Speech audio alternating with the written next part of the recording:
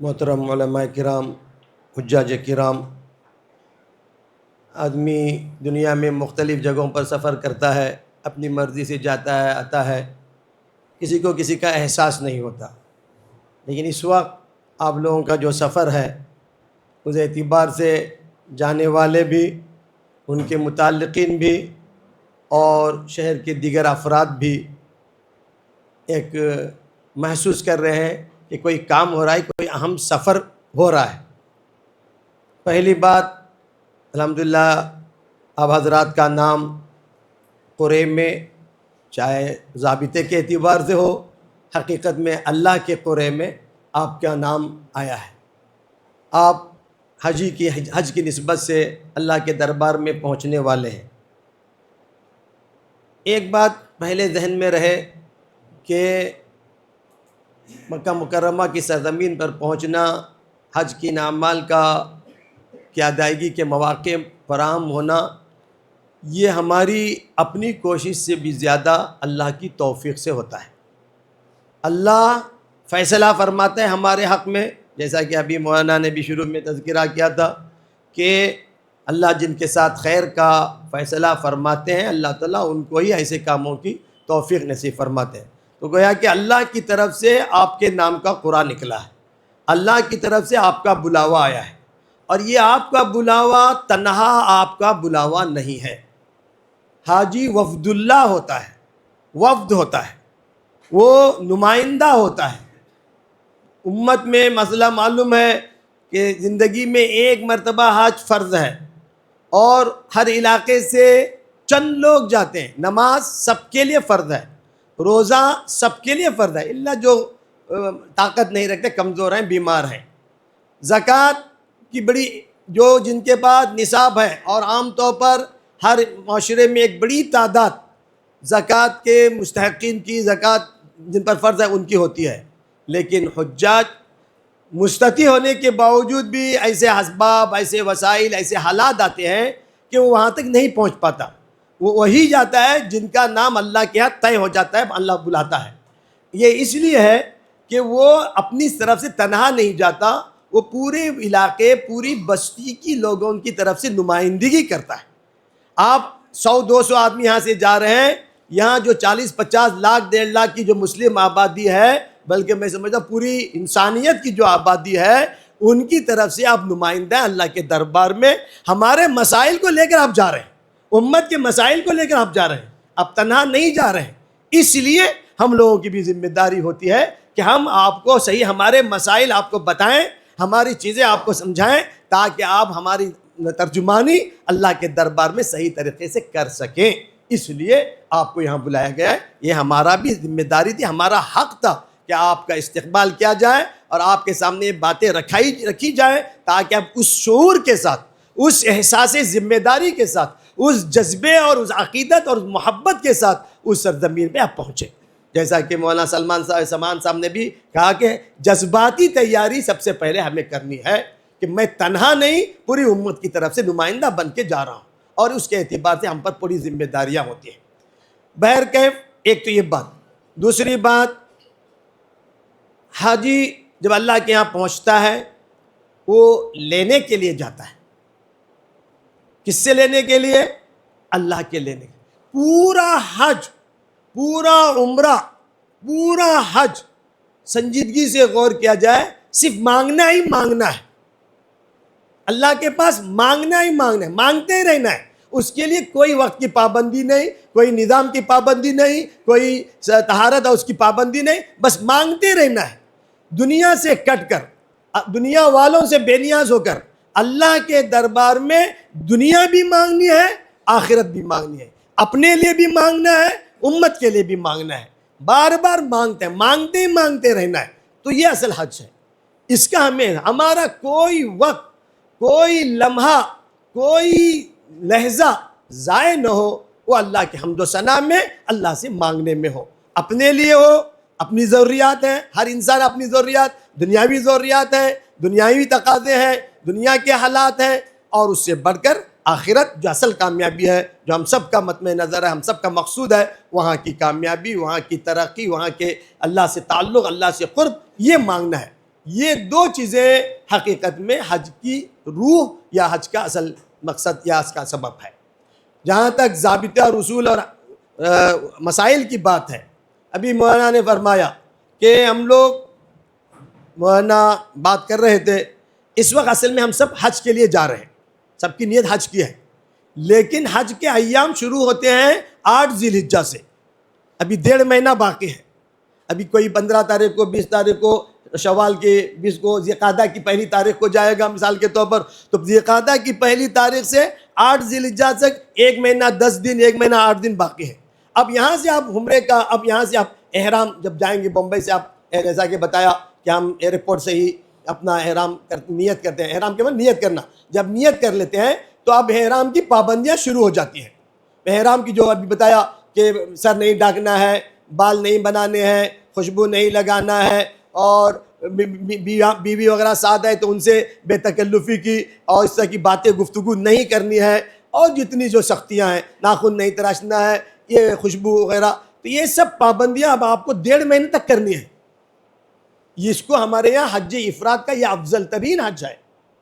جتنی سختی العطایا بقدر البلایا، جتنی سختیاں برداشت کریں گے اتنا ثواب زیادہ، لیکن اس ثواب کے چکر میں کبھی کبھی غلطی ہو گئی تو اتنا گناہ بھی ہو جاتا ہے اور اتنا مائنس بھی ہو جاتا ہے، گراف ایک دم نیچے آ جاتا ہے۔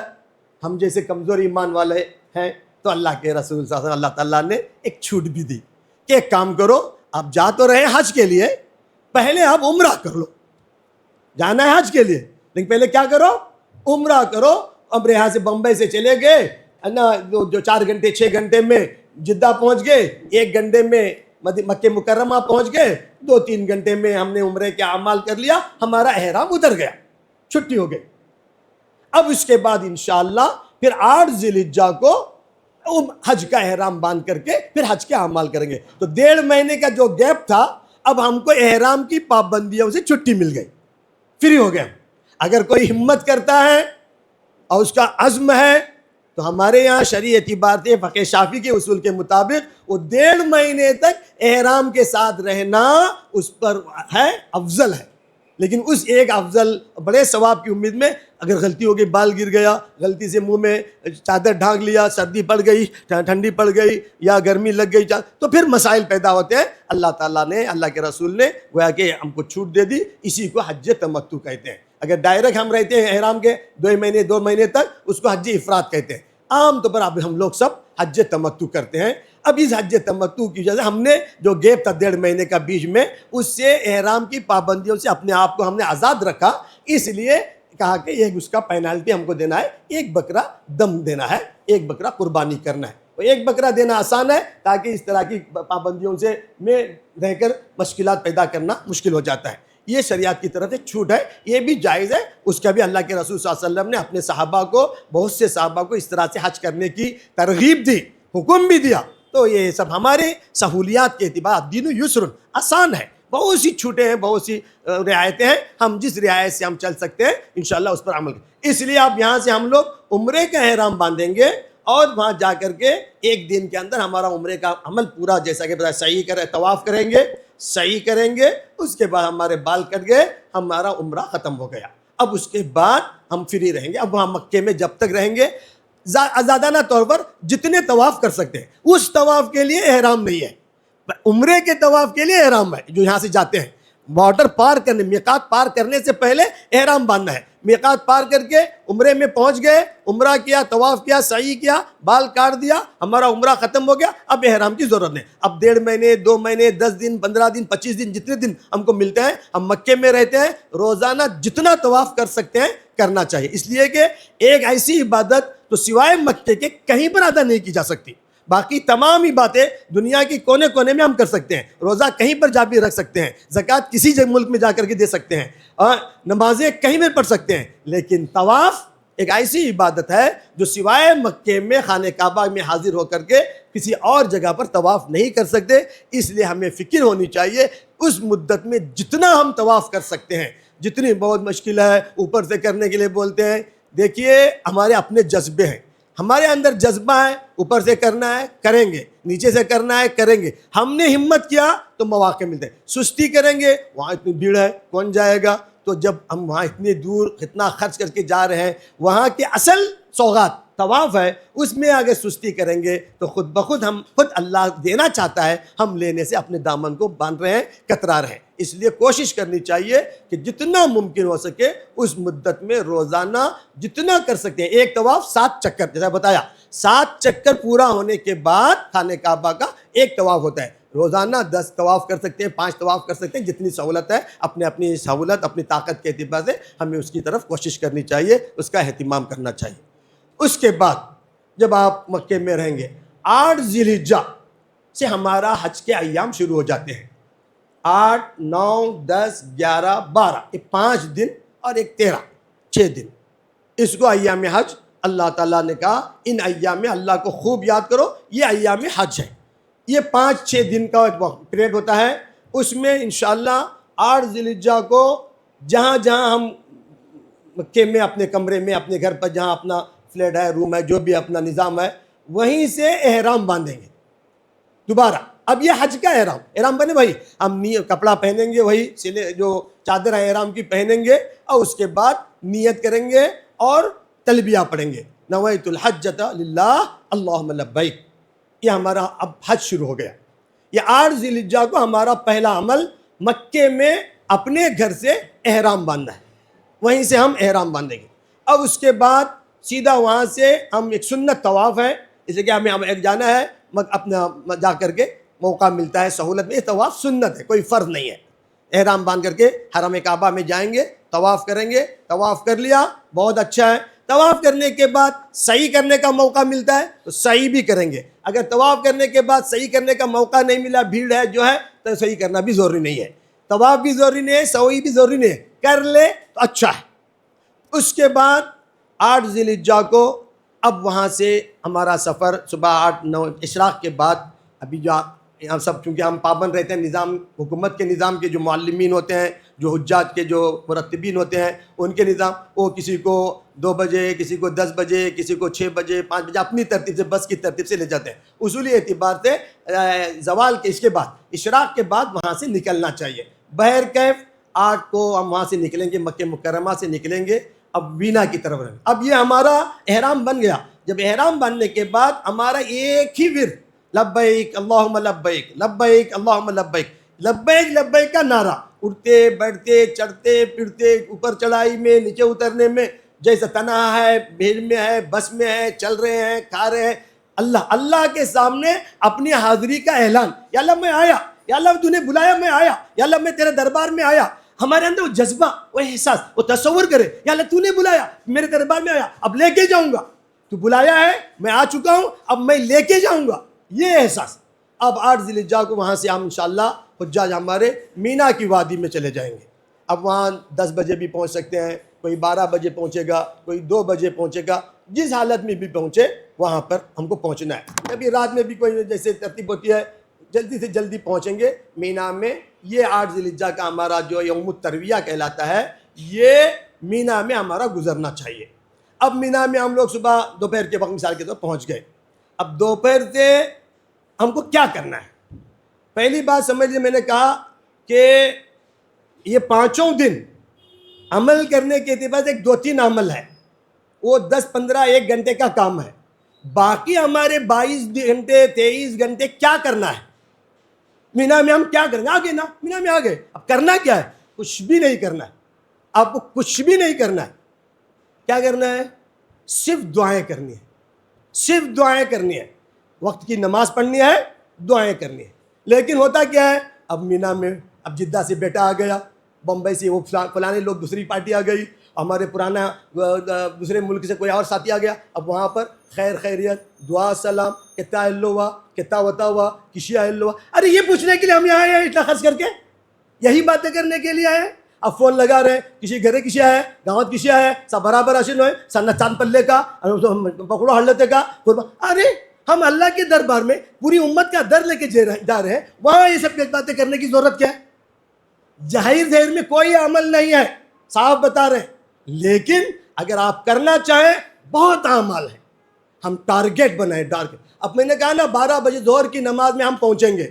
اب ظہر سے کل صبح تک پورے تقریباً ہم 36 گھنٹے وہاں بیٹھیں گے، رہیں گے، 24 گھنٹے تو کم از کم رہیں گے، تو 24 گھنٹے میں کرنا کیا ہے؟ شریعت عبادت علماء کچھ کوئی عمل نہیں ہے وہاں پر، خالی بیٹھنے کا. خالی بیٹھنے کے بعد شیطان آ جاتا ہے، یہاں وہاں کی باتیں، ان کا مسئلہ، وہ مسئلہ، یہ گاؤں کا مسئلہ، وہ گاؤں کا مسئلہ، ان سب چیزوں میں ہمیں نہیں پڑنا ہے.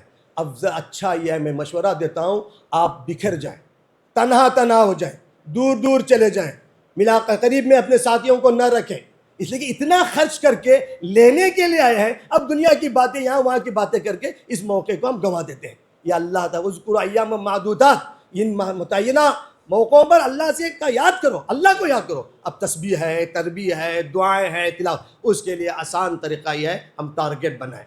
اتنا قرآن ہم پڑھیں گے، اتنے پارے اپنی استطاعت. کوئی حفاظ ہے، پورا قرآن انشاءاللہ ایک دن میں مکمل کروں گا، 15 پارے مکمل کروں گا، اتنے 1000 درود شریف میں مکمل کروں گا، اتنی دیر تک 1 گھنٹہ میں کسی سے مکمل بالکل بلا کسی اس کے اللہ سے دعائیں کروں گا. امت کی جو یاد اپنی زبان میں، کوئی دعا جو عربی میں ہے سوائے 1-2-3 دعاؤں کی جو حدیث سے ثابت ہیں وہ سنت ہے، باقی سب آپ کی دل کی دعا.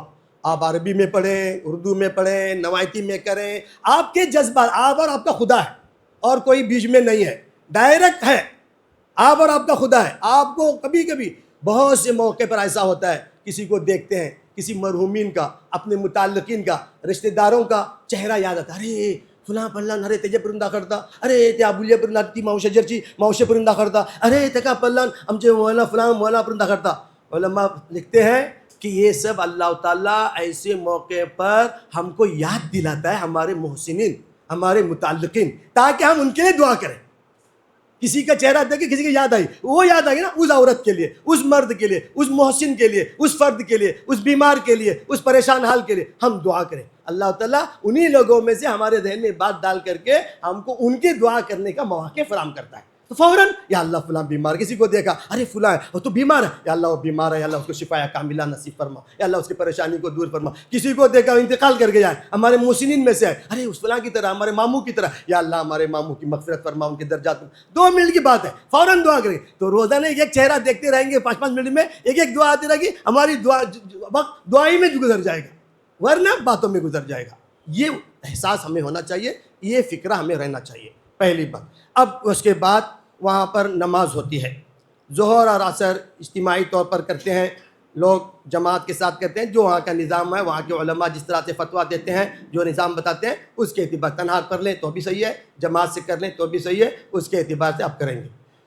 رات بھی وہاں گزارنا ہے. یہ مینا کی شباشی جو 8 ذی الحجہ کے بعد 9ویں رات آ رہی ہے، 9 ذی الحجہ کی، وہاں مینا میں گزارنا واجب ہے. اگر کوئی 9ویں رات کا بڑا حصہ مینا میں نہیں گزارے گا تو پھر اس کو دم دینا پڑتا ہے.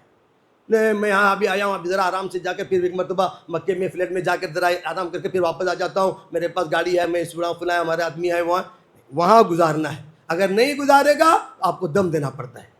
تو ہم اس موقع پر ہم اپنی سہولیات سے زیادہ شریعت کی جو نظام ہے اس کی پابندی کا خیال کریں.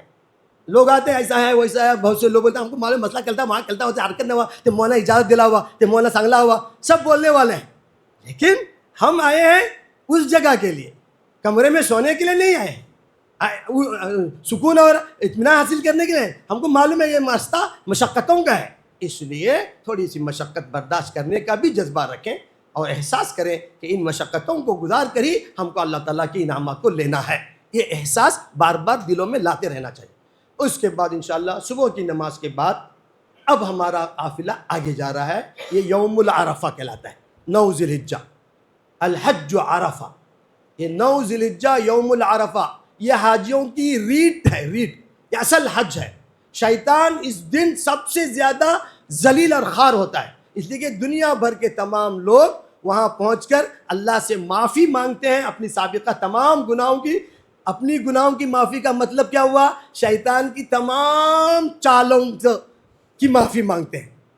کتنے لوگوں نے کتنے گناہ کیا، زندگی بھر کے پاپی آتے ہیں، زندگی بھر کے گنہگار آتے ہیں، وہ اللہ سے گڑ گڑا کر توبہ کرتے ہیں. تو شیطان نے 70 سال تک اس کو گناہ میں رکھا، 80 سال تک گناہ میں رکھا.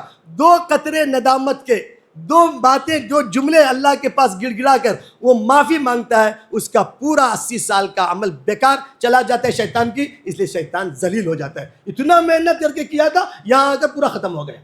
اس لیے وہ اللہ سے عرفہ میں ہم لوگ پہنچتے ہیں 9 بجے 10 بجے، جیسے جیسے سہولت ہوتی ہے بھیڑ کے اعتبار سے. لیکن عرفہ کا اصل وقت شروع ہوتا ہے زوال کے بعد. عرفہ میں کوئی زوال سے پہلے پہنچ کر کے باہر چلا گیا، اس کا حج نہیں ہوتا. ظہر کی اذان سے پہلے میں آرام سے، بہت بھیڑ میں مجھے ہوتا نہیں، میں ذرا سب سے الگ رہنے کا، میں ذرا آرام سے جاتا ہوں. صبح کی نماز کے فوراً بعد جاتا ہوں، ایک آدھا گھنٹہ 2 گھنٹہ 4 گھنٹہ عرفہ میں رہتا ہوں، اور 12 بجے جب بھیڑ ہو جائے گی میں باہر نکل جاتا ہوں.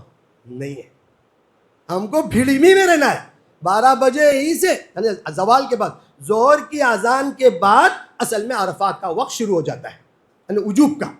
اس سے پہلے ہم آرام کریں، تھوڑی اگر موقع ہو جلدی پہنچ گئے، تھوڑا سا سستا لیں، تھوڑا آرام کر لیں، کچھ کھانے پینے سے فارغ ہو جائیں، کچھ تھوڑا سا اپنی تھکاوٹ دور کر لیں، تاکہ یہ ڈبل بہت اور مشن کا کام ہے.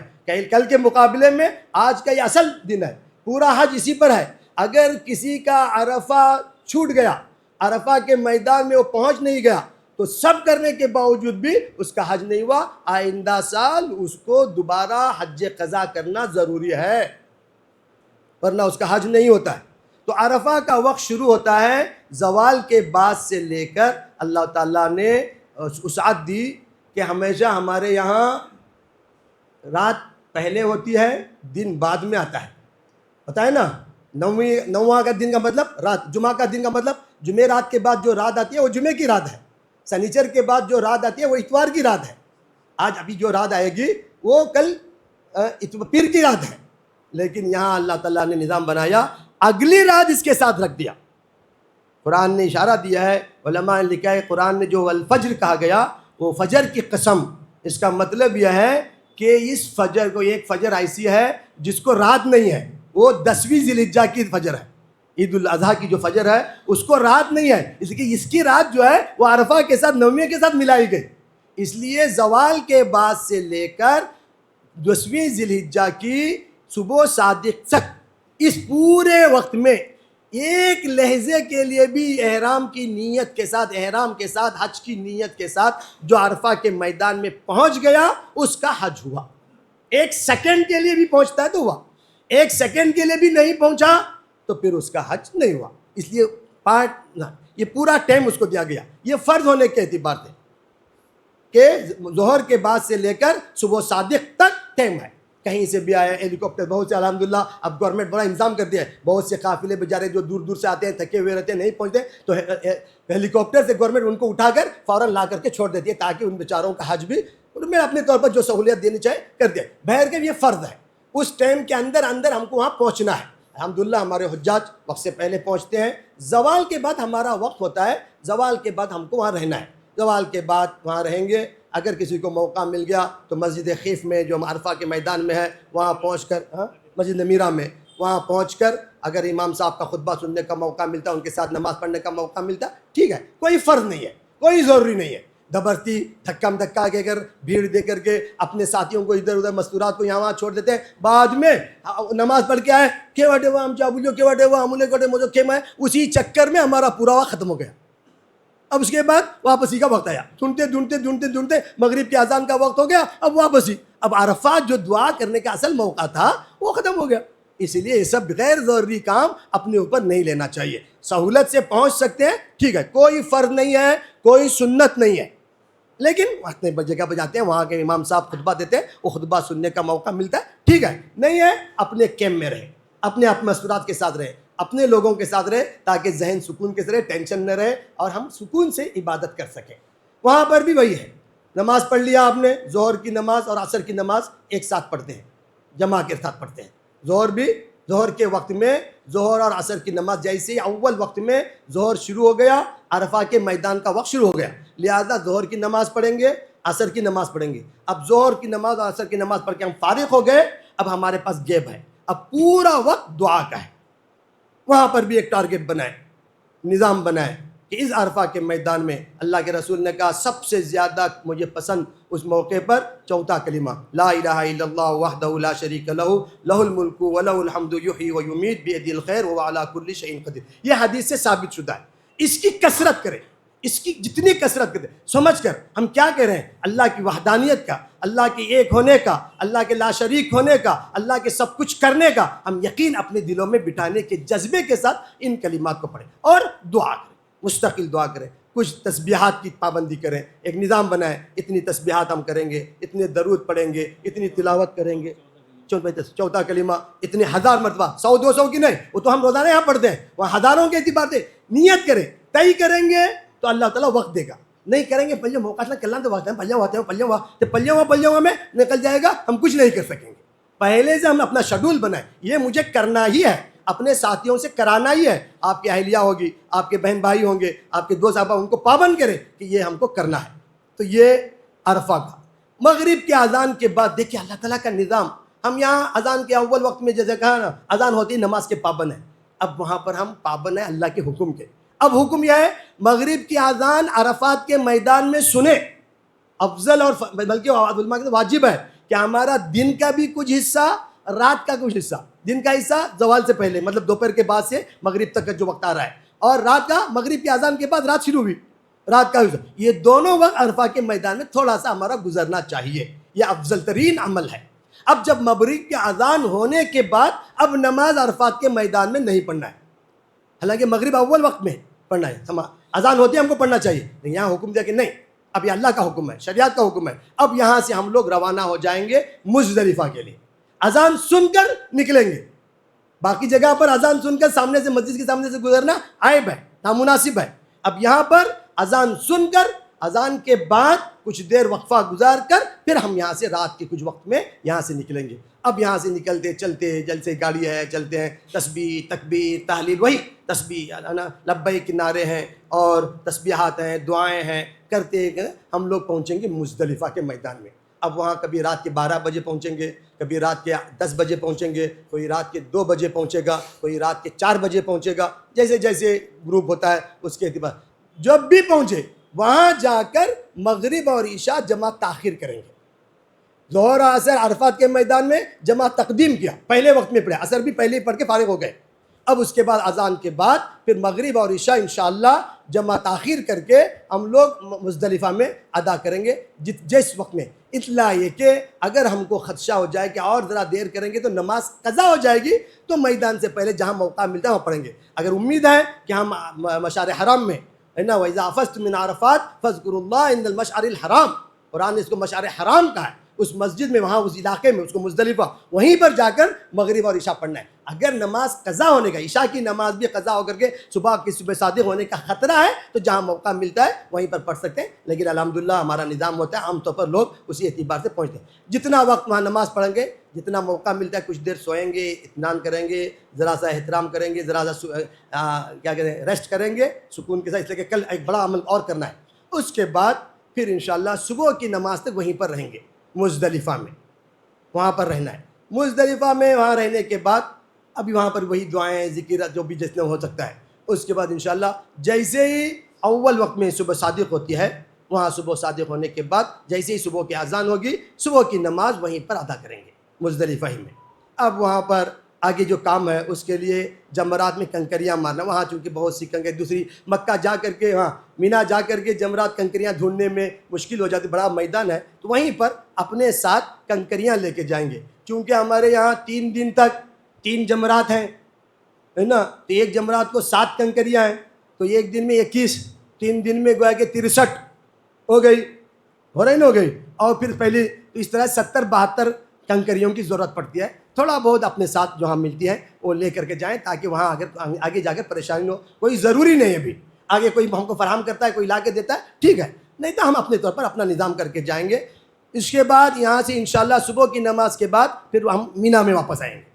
وہاں سے مینا میں آنے کے بعد یہ کون سا دن ہے، اب کون سا دن آ گیا، 10 ذی الحجہ ہے نا، عید الاضحیٰ کا دن۔ اب ہمارا تو عید چل رہی ہے، یہ 5 دن ہمارے عید کے ہیں، شہر میں گاؤں میں عید ہو رہا ہے، ہم لوگ تو حج کے مہم میں ہیں، تو اب 10 ذی الحجہ کو ہے نا عید الاضحیٰ کا جو دن سمجھتے ہیں، تو وہ انشاءاللہ ہم مینا میں صبح کی نماز کے بعد 10 بجے 8 بجے جیسے ہی پہنچیں گے، 7 بجے جیسے جیسے سہولت ہوتی ہے وہاں پہنچیں گے۔ وہاں پہنچنے کے بعد پہلے کیا ہے، جمرۃ الاولیٰ، جمرۃ عقبہ جو کہتے ہیں، چھوٹا شیطان جس کو کہتے ہیں، ہے نا, وہاں پر ہم کو کنکر مارنا ہے, 7 کنکر مارنا ہے.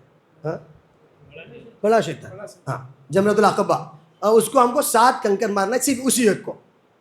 اپنی صبح کی نماز کے بعد, اشراق کے وقت گزارنے کے بعد انشاءاللہ جو ہے ہم کو 7 کنکریاں ماریں. کنکر مارنے میں اب یہ علامت ہے کہ کہ ہم شیطان کو مار رہے ہیں, کہ شیطان کو مطلب وہ جو دیوار ہے, جو وہاں پر جو ستون بنا ہے, وہ شیطان نہیں ہے, وہ ہمارے دلوں میں جو شیطان ہے نا, جو ہمارا نفس ہے, جو ہمارے پیچھے پڑا ہوا ہے, اس شیطان کو مارے. اس کو مار کر لگتا ہے یہاں پر ہے. فٹ بال کو دیکھا ہے نا, دیوار کو مارتے ہیں تو واپس آتا ہے, تو یہ بھی اس شیطان کو مار کر یہ شیطان یہاں لگتا ہے وہ پتھر. اس لیے ہم اللہ کے حکم کے تابع ہے. شیطان ملا ہے, چھوڑیں گے نہیں, چپل ماریں گے, جوتے ماریں گے, انڈے ماریں گے, ٹماٹے ماریں گے, یہ نہیں ہے. اللہ کیا بولتا ہے, شریعت کیا بولتی ہے, وہ کرنا ہے. مجھے اچھا لگتا ہے جوشا ہے مجھے, میں شیطان کو چھوڑتا نہیں, یہ نہیں, یہی ہے, اسی کا نام شریعت ہے. اب جذبہ ہے, شیطان پہلی مرتبہ ملا ہے, چھوڑیں گے نہیں, ہم کو پوری زندگی بھر وہ تنگ کرتا رہا, آج ملا ہے چھوڑیں گے نہیں, ٹماٹے ماریں گے, ڈنڈے ماریں گے, ڈنڈے ماریں گے, نہیں ہے. اللہ نے کہا کنکری مارو, کنکری مارو. وہ کنکری اس کے لیے ایٹم بم ہے, وہ کنکری اس کے لیے ایٹم بم ہے, لیکن وہ جذبے کے ساتھ, وہ دل کے جذبے کے ساتھ مارنا ہے, اللہ کا حکم پورا کرنا ہے. اس لیے کوشش کرنی ہے, وہاں جو سرکل بنا رہتا ہے, ایک ہاؤس کی طرح جو ہے نا ایک سرکل بنا رہا ہے, اس کے اندر ہماری کنکری پڑے. اس کو لگنا ضروری نہیں ہے, اس سرکل میں میری کنکری پڑنا ضروری ہے. اس لیے اس کے اعتبار سے, اور 7 کنکریاں ایک ساتھ نہیں, جوتے نہیں مارنا ہے, ایک ایک کنکری اللہ اکبر, اللہ اکبر, اللہ اکبر, اللہ اکبر, بسم اللہ اللہ اکبر, بسم اللہ اللہ اکبر. بس اس طرح سے اللہ کی بڑائی اپنے دل میں گزارتے ہوئے, جماتے ہوئے کنکری مارنا ہے. کوشش یہ ہونی چاہیے اسی میں ہو. اگر معلوم, یقینی طور پر معلوم ہوا میری کنکری باہر پڑی ہے, دوبارہ مارنا ہے.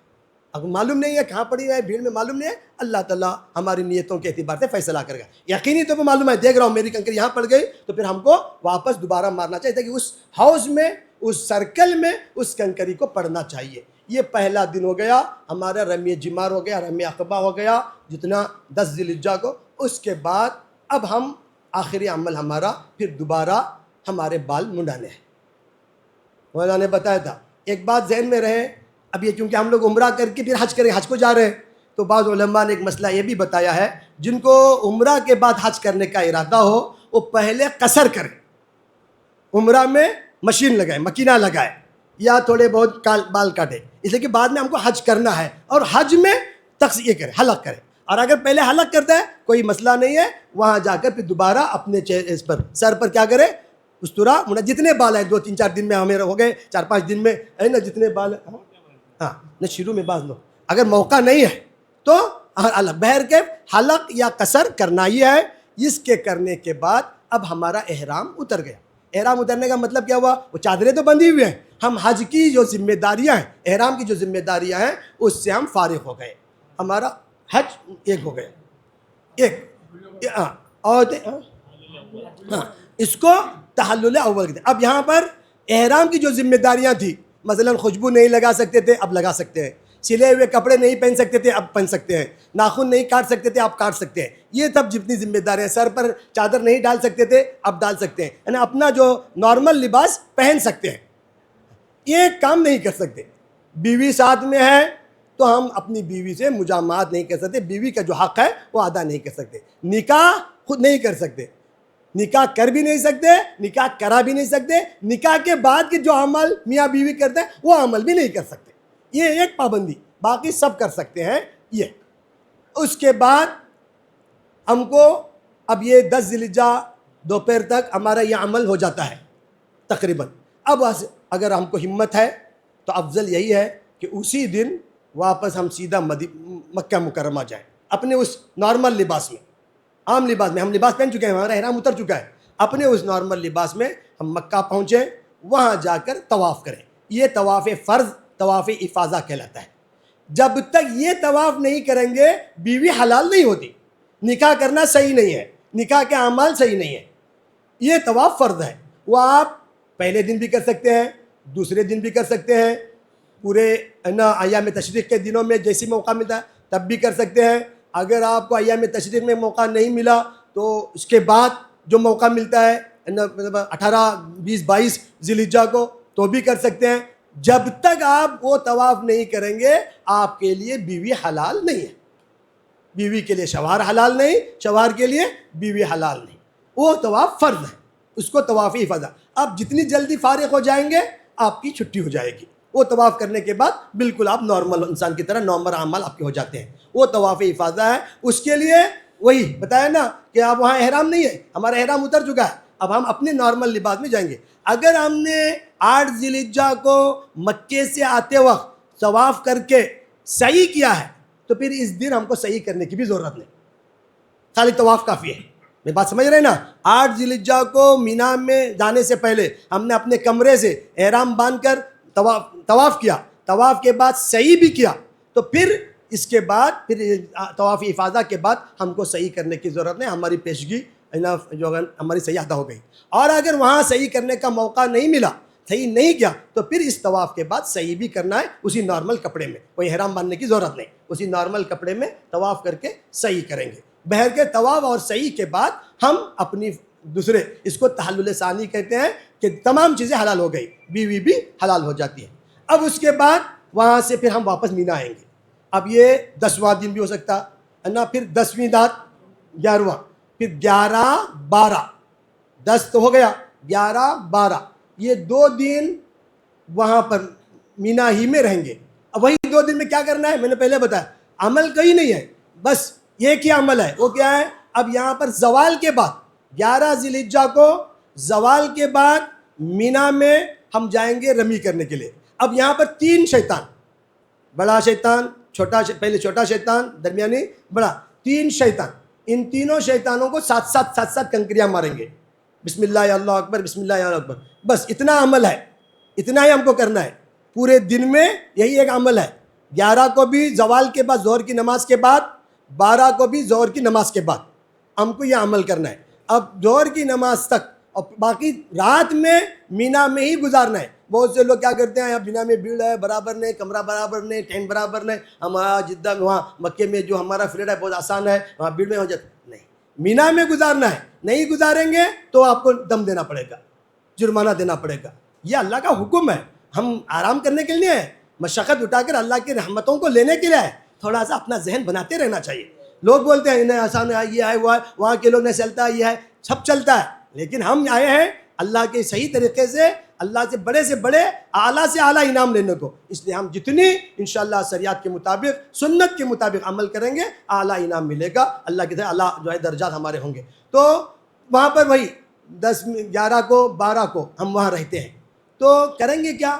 وہی تسبیحات. اب ہوتا ہے وہی باتیں، مسائل شروع، ہنگامہ شروع، باتیں شروع، کچھ آگے پیچھے ہو گیا، کوئی لڑائی جھگڑے ہوئی، کسی نے کسی کو چھیڑا. خالی بیٹھے ہیں نا، خالی گھر میں شیطان آتا ہے. اس لیے اپنے آپ کو خالی نہ رکھیں، مشغول رکھیں تعلیم میں، ذکر میں، تلاوت میں، ہے نا. اب یہاں تو آپ ماشاءاللہ 3 دن میں 3 قرآن شریف ختم کر سکتے ہیں، 2 قرآن شریف ختم کر سکتے ہیں، پورا نظام ہے. اگر کوئی 12 ذی الحجہ کو زوال کے بعد رمی کر لیا، اب اس کو اختیار ہے کہ وہ واپس سیدھا مکہ چلا جائے، طواف ودا کر کے گھر بھی چلا جائے، جا سکتا ہے، کوئی مسئلہ ختم، اس کا حج مکمل ہو گیا.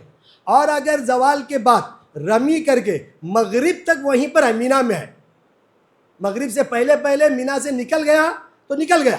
اور اگر وہ زوال کے بعد رمی کر کے مغرب تک مینا کی وادی میں ہے تو پھر اس کو اگلے دن 13 ذی الحجہ کو پھر رمی کر کے ہی جانا چاہیے. اور رمی زوال کے بعد ہی ہوتی ہے. بھائی 3 شیطانوں کو پتھر مارنا، وہ پھر 3 مرتبہ رمی کر کے ہی، فمن تاخر فلا اسم علیہ فمن تعجل فلا اسم علیہ. جو جلدی جاتا ہے تو بھی چلتا ہے، لیکن زوال مغرب سے پہلے نکلنا ہے. مغرب اگر مینا میں ہو گئی پھر آپ اس کو وہاں رہنا پڑے گا، اور اس کے بعد پھر دوسرے دن زوال تک وہاں رہ کر، زوال کے بعد 3 شیطانوں کو رمی جمار کر کے پھر وہاں سے دعا کر کے روانہ ہو جائے گا، مکہ چلا جائے گا. یہ ہمارے 8 سے لے کر کے 13 ذی الحجہ تک کے 5 دن کے یہ اعمال ہیں. ان اعمال میں خصوصیت کے ساتھ میں نے پہلے ہی بتایا، اصل بات یہی ہے، اللہ سے لینے کا ہے. اس لیے ان اوقات کی قدر کریں. دنیا کی باتیں، یہاں وہاں فون، عام طور پر لوگ ان دنوں میں فون بازی، اس کو فون کر رہے ہیں، اس کو. پہلے تو وہ کیبن ہوتی تھی فون کرنے کے، اب تو ہاتھوں میں بیٹھے فون ہے، موبائل ہے، اب اس کو فون کر رہے ہیں، اس کو فون کر رہے ہیں، یہاں خبر وہاں خبر. ہم دنیا سے بے نیاز ہو کر گئے ہیں، دنیا کو چھوڑ کے گئے ہیں.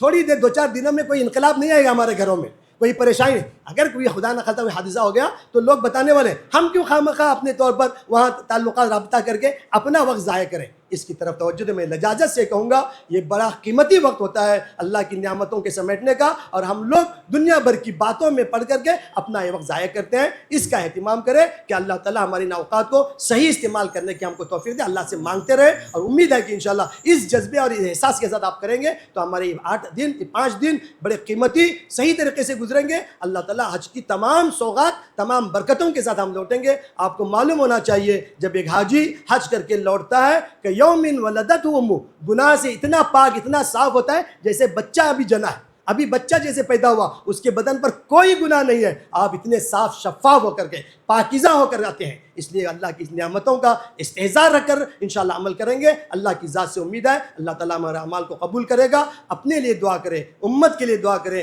گھر والوں کے لیے دعا کریں, مدرسے والوں کے لیے دعا کریں, گاؤں والوں کے لیے دعا کریں, اپنے جو ادارے ہیں ان اداروں کے لیے دعا کریں, اپنی جو شخصیات ہیں ان شخصیات کے لیے دعا کریں, اپنے جو مرحومین ہیں ان کے لیے دعا کریں, اپنے جو محسنین ہیں ان کو یاد کر کے دعا کریں. انشاءاللہ آپ دعا کریں گے, اس امید سے دعا کریں. اللہ ضرور جب یہاں تک بلایا ہے, یہاں تک پہنچایا ہے, میری بات اللہ تعالیٰ ضرور قبول کرے گا. اس یقین اور اس عزم کے ساتھ مانگیں گے, اللہ تعالیٰ کبھی ہم کو ناکام اور نامراد نہیں بھیجے گا. اللہ تعالیٰ آپ سب کے حج کو قبول فرمائے, صحیح طریقے سے ادا کرنے کی توفیق نصیب فرمائے. جتنی دعائیں آپ مانگیں گے اللہ تعالیٰ ان سب دعاؤں کو قبول فرمائے, پوری امت کے حق میں قبول فرمائے. وآخر دعوانا الحمدللہ رب العالمین.